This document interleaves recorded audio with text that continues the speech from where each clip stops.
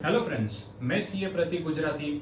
आज हम लोग डिस्कस करेंगे शेयर मार्केट के सभी ट्रांजैक्शंस पे टैक्सेशन कैसे होता है और उसके लिए इनकम टैक्स का कौन सा फॉर्म फाइल करना जरूरी है।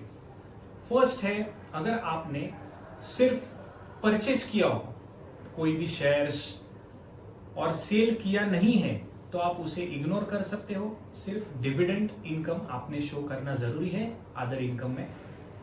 सेकंड पर्सपेक्टिव ये है कि अगर आपने सिर्फ डिलीवरी लिया होगा उस केस में इक्विटी शेयर्स और इक्विटी ओरिएंटेड म्यूचुअल फंड्स अगर शॉर्ट टर्म है तो 15% से चार्ज होगा, लॉन्ग टर्म है तो 10% से चार्ज होगा और पहला 1 लाख आपको एग्जेम्पशन मिलेगा।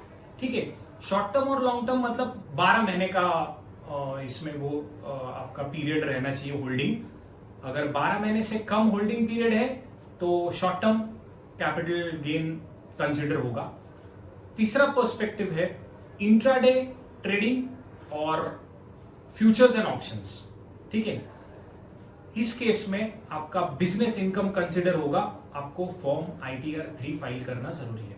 ठीक है, अभी फ्यूचर्स एंड ऑप्शंस की केस में टर्नओवर का कैलकुलेशन डिफरेंट होता है।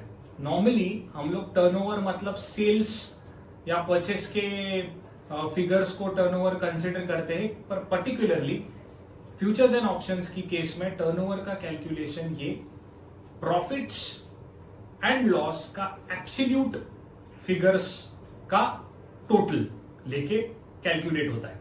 ठीक है, ये टर्नओवर का जो कैलकुलेशन है इसके पीछे का बेसिक पर्पस ये है कि अगर आपका टर्नओवर ये एब्सोल्यूट टर्म्स में देखा गया, टोटल उस टर्नओवर की अगर 10 करोड़ से एक्सीड होती है तो आपको टैक्स ऑडिट करवाना मैंडेटरी है।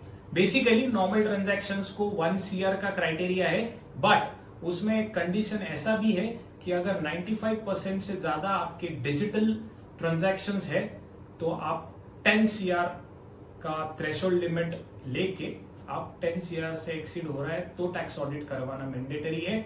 शेयर मार्केट के ट्रांजैक्शंस में तो 100% डिजिटल वेज में ट्रांजैक्शंस होते हैं तो आपको 10 CR का थ्रेशोल्ड लिमिट एप्लीकेबल होगा।